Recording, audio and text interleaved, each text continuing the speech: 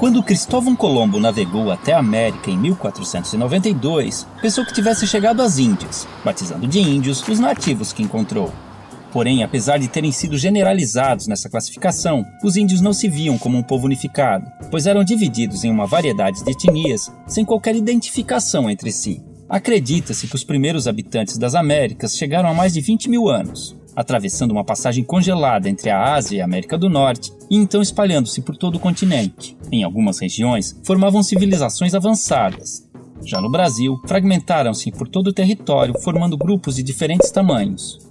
Eram sociedades comunais, descentralizadas e igualitárias, vivendo da caça, pesca e agricultura de subsistência, e em sua maioria seminômades, mudando suas aldeias de local conforme os recursos naturais fossem se esgotando, permitindo, mesmo que involuntariamente, a recuperação natural do solo abandonado. As habitações eram geralmente coletivas, chamadas de ocas, variavam de tamanho e forma entre as tribos, mas normalmente eram dispostas em torno de um espaço cerimonial, onde realizava-se todo tipo de atividade diária, além de celebrações e ritos conduzidos por pajés e anciões.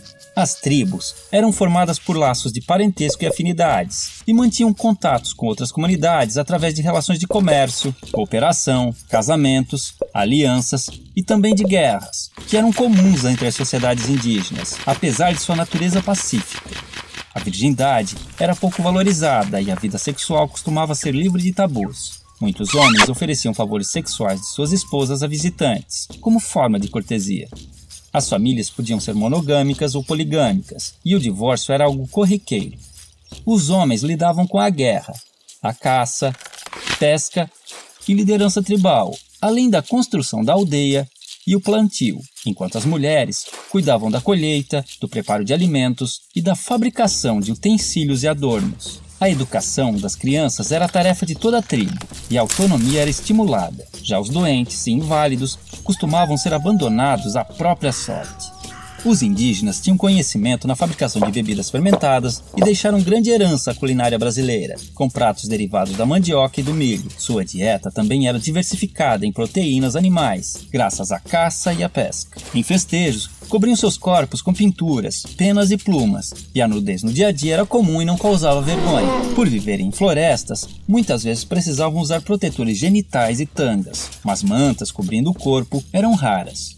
Muito higiênicos, devemos a eles o costume do banho diário. Mantinham muitos ritos e crenças religiosas, os quais podemos identificar por xamanismo, uma mistura de religião, crença, sistema de pensamento e configuração do mundo, em que acredita-se num universo não linear, sem início e sem fim definidos, onde o tempo se confunde. Não possuíam uma doutrina, assim como não acreditavam em um Deus único e supremo, tendo a figura do xamã, o pajé, como seu elo com o mundo divino. Em sociedades sem esses representantes, acreditava-se que os espíritos e antepassados se comunicavam com os humanos através de animais, sonhos e visões. Muitas de suas lendas tornaram-se populares entre os não-índios, enriquecendo o folclore nacional. O uso de alucinógenos, tabacos e ervas era muito comum nos mais diversos rituais. Orientados pelas fases da Lua e conhecimentos astronômicos, entendiam as relações entre as mudanças climáticas, nas quais baseavam seu plantio e colheita. Antes da chegada dos europeus, acredita-se que existiam mais de 1.300 idiomas nativos, hoje reduzidos a apenas 270, que deram origem a diversas palavras da língua portuguesa. Não possuíam um sistema de escrita, mas algumas sociedades desenvolveram sinais e formas gráficas, cujo estudo pode revelar mais sobre seus hábitos. Há indícios de uma grande diversidade de produção artística, que integrava-se ao seu modo de vida e ritos cotidianos, com destaque para a dança, a cerâmica, a tecelagem, a cestaria, a pintura corporal, a arte plumária e principalmente a música. Contudo, os indígenas não possuíam a figura do artista, e todos podiam ser hábeis em diversos aspectos, pois dedicar-se exclusivamente a uma atividade, como na sociedade atual, era sinal de desequilíbrio espiritual e obsessão. Quando os portugueses chegaram em 1500, estima-se que encontraram mais de 5 milhões de indivíduos, divididos em tribos e comunidades, diferentes entre si, mas iguais aos olhos do colonizador, responsável por reduzi-los a menos de 600 mil em poucos séculos.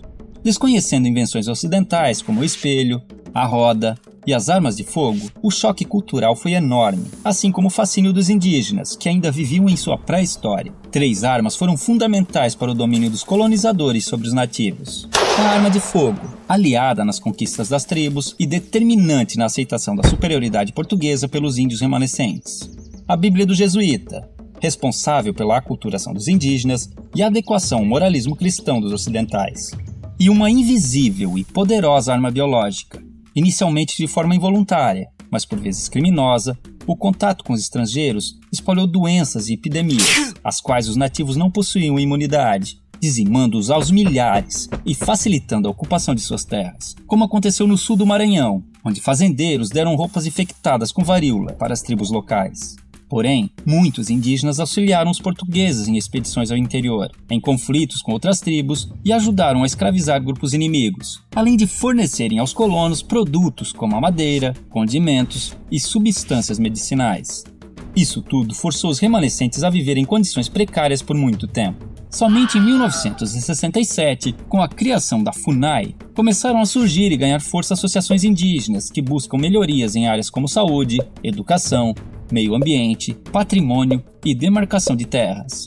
Em 1961, foi criada a primeira reserva indígena brasileira, o Parque do Xingu, representando um grande avanço nas conquistas desse povo. Há hoje no Brasil comunidades indígenas em todos os estados, e muitas lutam pela sobrevivência e manutenção de seus costumes e tradições, sendo constantemente ameaçadas pelo agronegócio, que busca expandir seu território, mesmo através de métodos irregulares. Muitos índios são mortos em conflitos ou expulsos de suas terras, acabando em situação de pobreza nas grandes cidades, vítimas de preconceito e violações de direitos humanos. Como se não bastasse, alguns povos começaram a sofrer novas influências de grupos religiosos neopentecostais, que, impondo conceitos como o pecado e a culpa, geraram conflitos internos, fazendo os índios verem no suicídio uma saída para seus problemas. Contudo, ainda existem tribos isoladas no mundo moderno, vivendo como seus ancestrais, principalmente na região amazônica. Outro caso interessante são grupos que vivem em cidades e reivindicam a condição de povo indígena, num processo conhecido como etnogênese, pois, de acordo com a antropologia, a etnia vai além dos traços físicos, sendo também um grupo social, e enquanto mantiverem seus sentidos e valores, se identificando como tais, esses indivíduos não deixarão de ser índios. Assim, podemos vê-los integrados aos hábitos modernos e vivendo nas cidades,